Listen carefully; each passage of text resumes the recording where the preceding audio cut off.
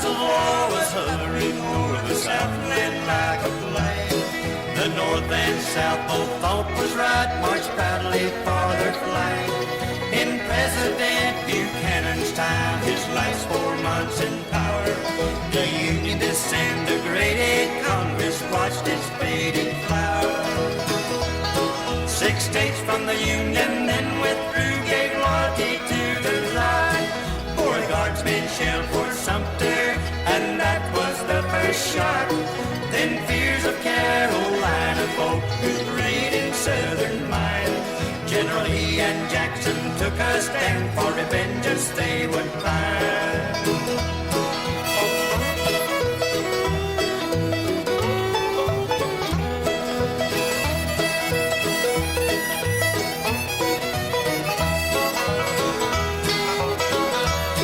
If then they could have only known the sorrow war would bring, the first shot would have not been fired on enemy or friend.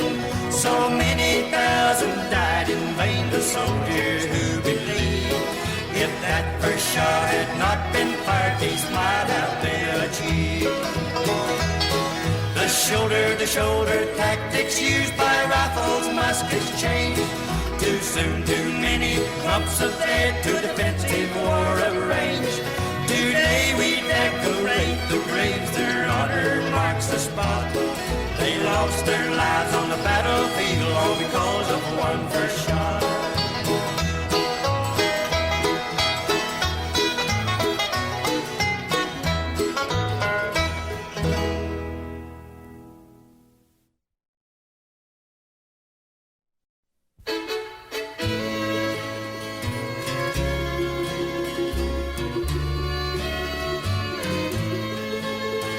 In the beautiful state of Tennessee, where a beautiful Tennessee River lazily winds its way, could we look back 100 years or more to the 1860s? I wonder what our thoughts would be and what we would really say. Well, let's take ourselves back to April the 6th and 7th, 1862, Shiloh, Tennessee. There we find the Union soldiers resting in the wood, waiting for General Buell to join them just as quick as he could. When General Albert S. Johnson came upon Grant's men unaware, the flaming line burst with shell and shot. Grant's forces fought all they could there. As General Hurlburt's 4th Division held a grove of blooming peach trees, and after 7 hours of hell and shell, the assaults and horrible slaughter was awful for the human eye to see. General Hurlburt's blue stand will always be remembered for its ferocity and pain endurance, and for so many medals. And the dead on the ground were thicker than peach blossoms, their flowers falling on the men as petals.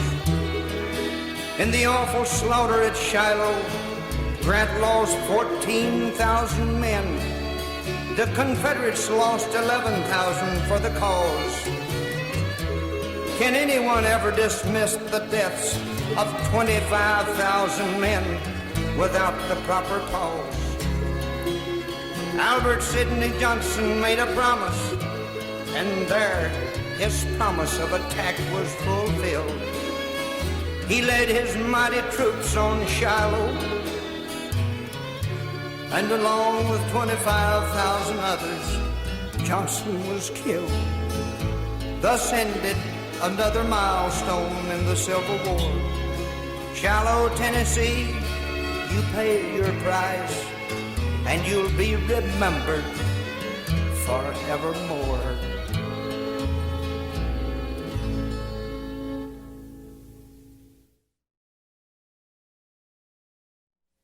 Antietam, I tribute to you.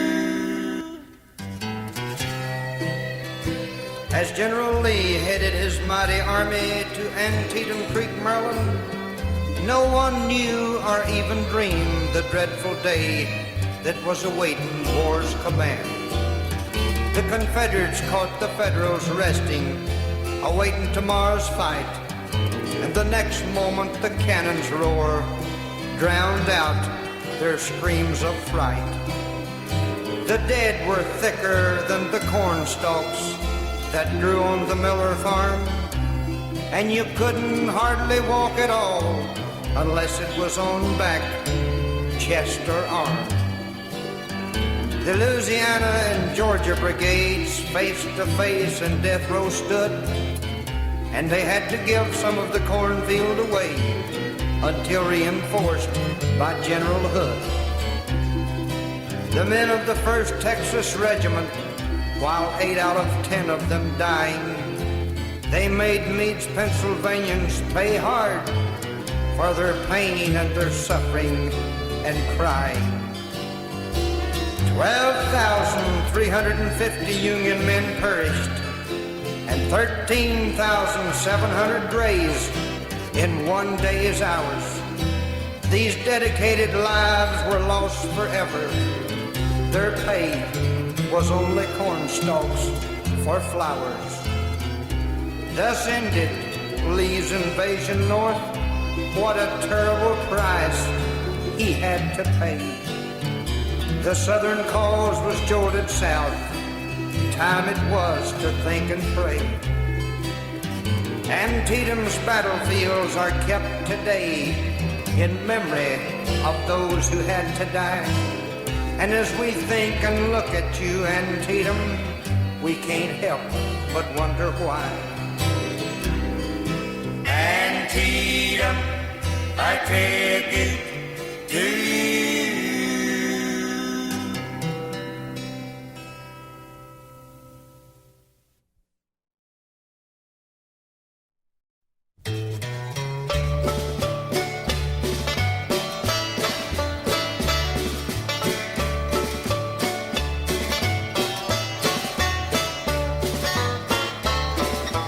Deeds of the Civil War we hear over and over again.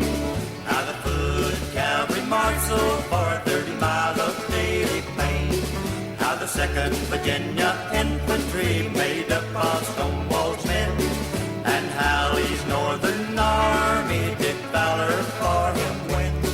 How Gettysburg and Bull Run fought endlessly and on. They pushed themselves on a senseless drive, forced Federals to be gone.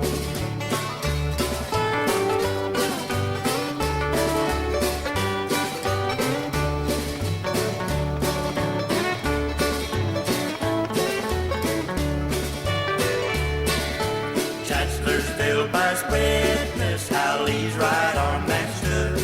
They looked for a man to replace him, but Lee nor no man could. And still the battle flag waves proud turmoils of war to tell. Stonewall's brigade we honor, yet memory taps for those who fell.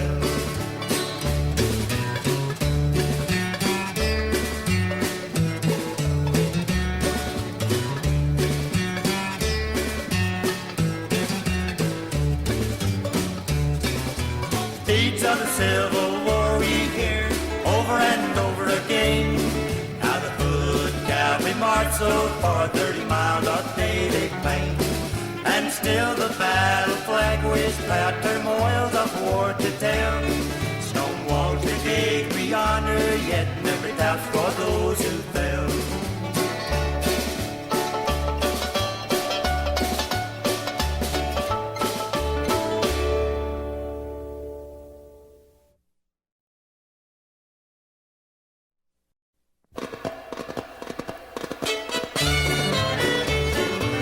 With the Civil War's 1861, 334 men from Fuquay County, each riding his own black horse, enlisted with Jeb Stuart's Black Horse Brigade and was off seeking for fight and war's bounty. Now these horsemen were born to the saddle, and they knew well how to ride a steed. They rode and soon welded together a great corps of fighting hell and leather lead. Now when McDowell's Union forces were badgered into a fight, Jeb Stuart's Black Horse Cavalry charged, and the Federals broke and ran with fright. Now when Jeb's saber-riding cowboys rode proud behind their black horse banner bravely so rattled the Union morale they couldn't fight in any manner. Fox hunters, planters, and just plain horsemen made up this famous Black Devil Brigade, and they had the esprit de corps and courage of a huge cannon's accolade. The swashbuckling and heroic exploits of Stuart's chosen horses and men surged forward 2 full years before Yankees even learned horses or how to stay on them. But in due course of time, as disease and casualties mounted, the black horses could not be replaced, and the cause for Confederacy discounted. Jeb Stuart's cavalry in Brandy Station's twilight bumped into 10,000 horses in Union forces' might. The sad news came, and General Lee knew the Federals had learned to ride and fight. General Grant's blues never will forget Hampton, Jones, Forrest, and Fitzhugh Lee, equine princes Ashby and Stewart, before surrender finally stopped the victory.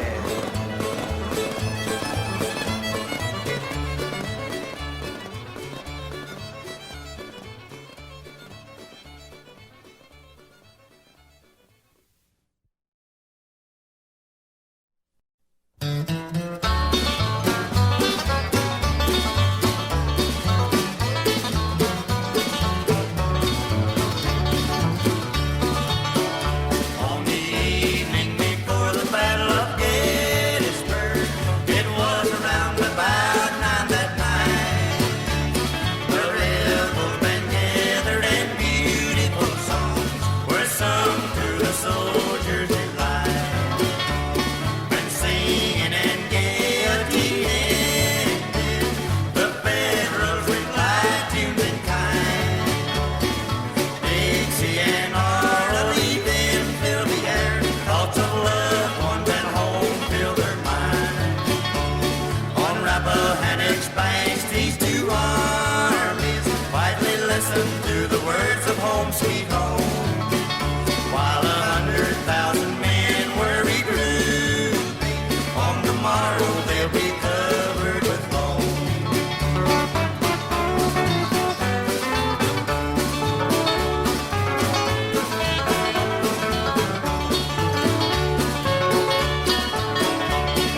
Cannons and muskets and sabers were used, hitting hard into General Pickett's lines. Out of 15,011, only reached the ankles, and retreating rebels left their dead on the vine. In Gettysburg, Armageddon battle, General Lee lost 28,000 men. The tide suddenly turned with its tattle. General Grant knew the war would soon end.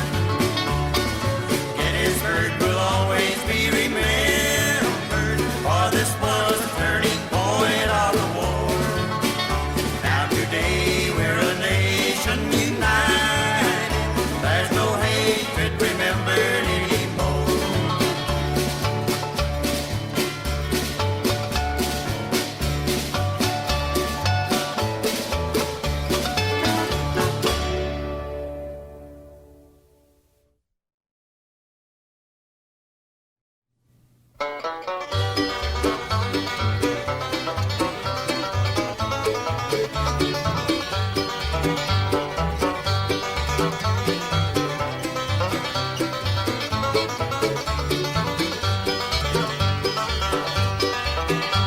They love the role of rugged boys in a military school. Back then they didn't even know New Market's dreaded rule. When disaster blood they told to dress for battlefield parade then. Too soon the boys' rapture left, and suddenly they were men.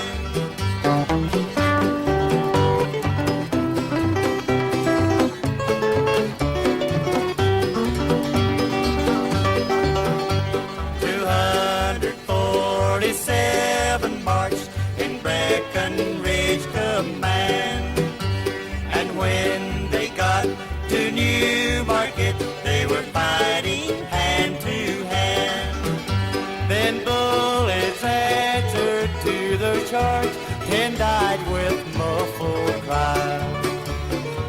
47 boys were wounded men, and they're dying to quell their side.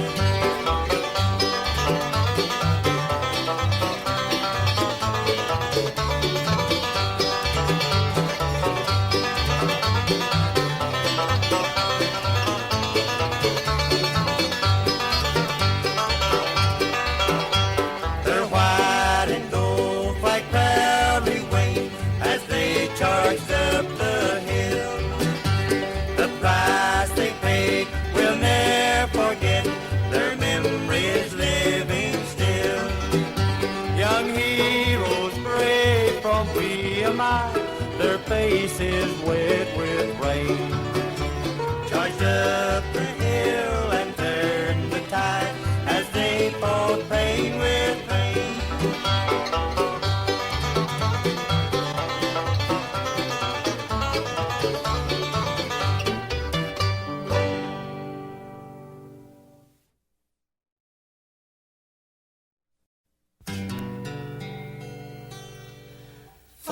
Forgotten men who lie asleep in a lonely soldier's grave, who fought and died for the flag that waves across our land today. Atlanta, gate city of the South, was in the shank end of the Civil War fight, where William T. Sherman had 100,000 men backing up his might. General J. Johnston's 60,000 Confederates never had a chance to hit Sherman full force, exacted as he delayed and harassed Sherman, hoping the price he paid would cancel Sherman's course. After General Johnston's failure against Sherman, he was replaced by a hot-headed, one-armed and one-legged General Hood. He attacked Sherman in the Battle of Peachtree Creek, and there Sherman made Lee wonder if the plan was really any good. Atlanta's dying city saw its dying men, row upon row crowding its erupted, war-torn streets. And the medical supplies were blockaded out and soon exhausted, and the shelters were soon blasted down by the Federals' cannon beat. Two Kessler brothers coming from Germany, one went north and signed for the Union first. The other went south trying to find him and was conscripted into the Confederates first. As the fighting progressed in and around Atlanta's geographical map, one brother found the wounded other too late. Tears fell as he died in his brother's lap. During the month-long Atlanta siege, every house was hit some a dozen times. Broken homes were everywhere seen, and broken bodies steadily coming from the lines. So many soldiers who fought in the Battle of Atlanta were just young, teenage, reckless boys.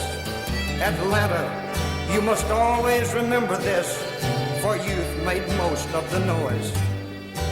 Sherman boldly then cut loose from his lines, circling far to the south of the city.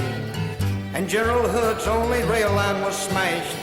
His withdrawal from Atlanta was a pity. With the end of each desperate charge, opposing youths were killed hand to hand, while clasping each other in death's embrace. The blue and the gray died together for Atlanta's land.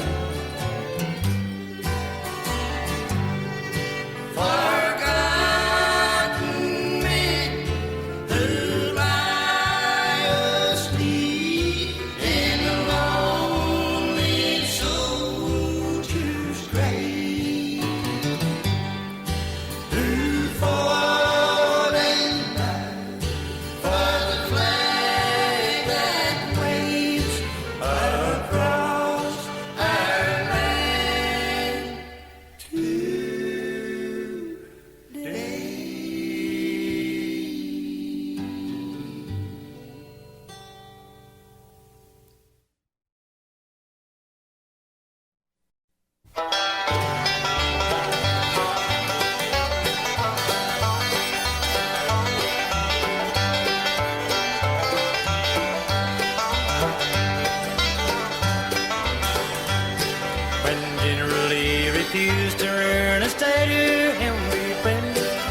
chose his beloved Virginia. Many federal ties were ended. Manassas, Richmond, and Chancellorsville, Gettysburg, and Petersburg crater. Appomattox with this sad sequel made hallowed history later.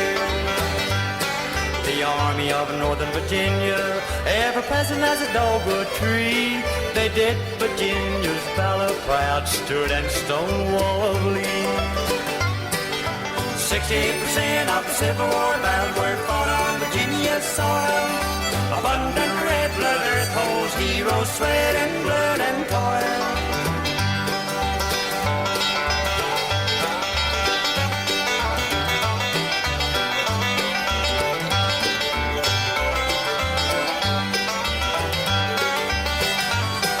Virginia didn't fail our country as mother of President State. Confederate capital in Richmond made Richmond's honor great. Now Brandy Station saw the charge to its horses galloped hard. 10,000 Federal cavalrymen were beaten by Virginia's guard. Let's stand and count Virginia's blessings with a heavy heart in hand. The Southland with its stars and bars lives on in Lee's command. When the Federals nearer Richmond came a whisper in a churchly pew. Jefferson Davis hastily moved his capital to Danville as the war pursued. 60% of the Civil War battles were fought on Virginia's soil. Abundant red blood earth holds heroes' sweat and blood and toil.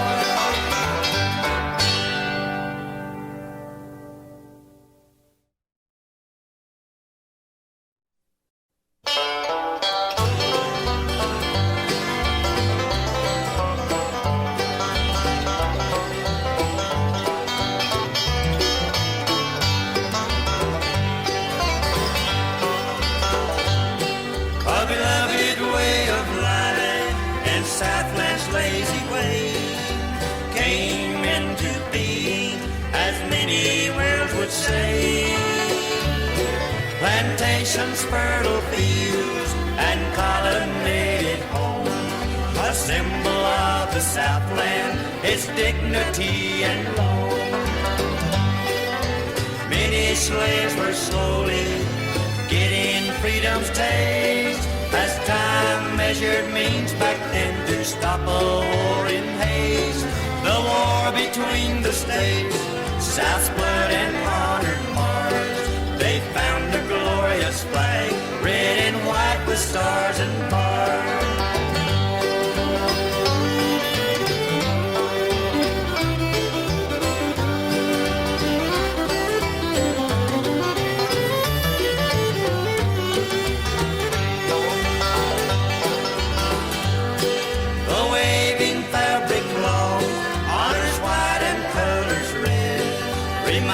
Of the promises that warring looms had fled.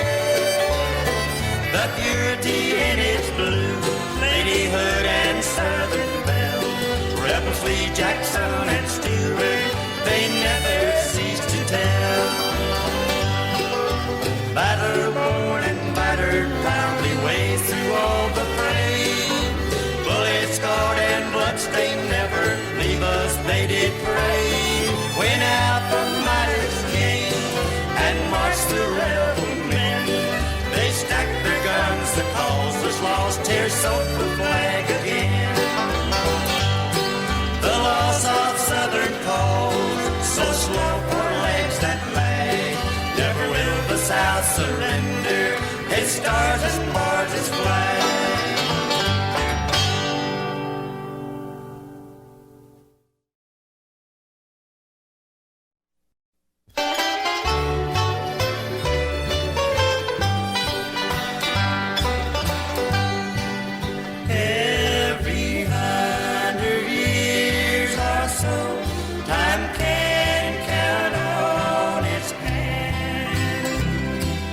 Godly and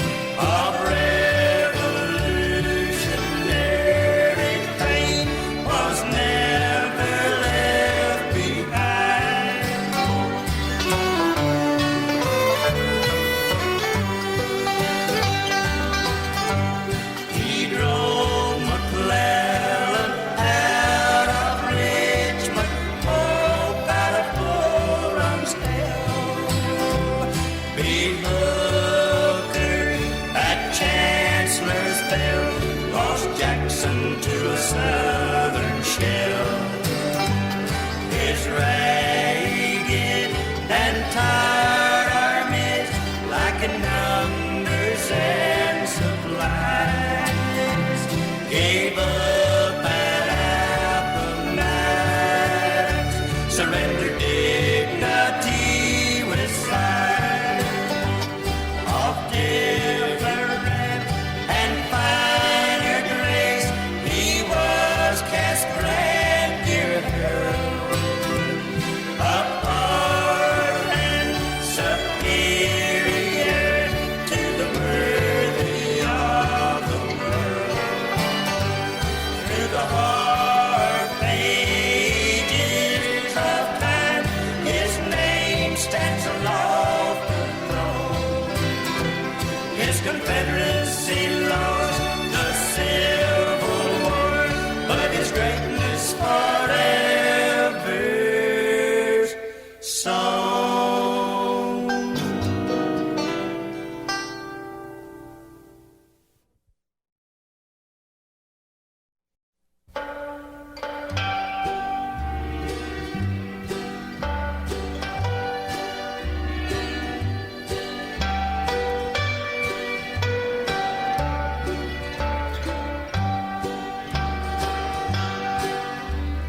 General Lee and his troops knew now the end of the war had come, and General Grant felt surely now further blood loss would help none. 4 years of bitter fighting with mind and heart and soul, a cavalcade of heroes dead and dying in their role. What thinks a man I've often thought as good as General Lee, when his ragged comrades call to him, please let us die for thee. 359,000 died wearing the northern blue. 258,000 wore gray, finally died too. What did a general great as Lee think of or want to say, when tired troops stacked their battle flags and have to end the fray? He heard their cries of no, no, no, their faces wet with tears. For him they would fight on and on, death for them had no fear.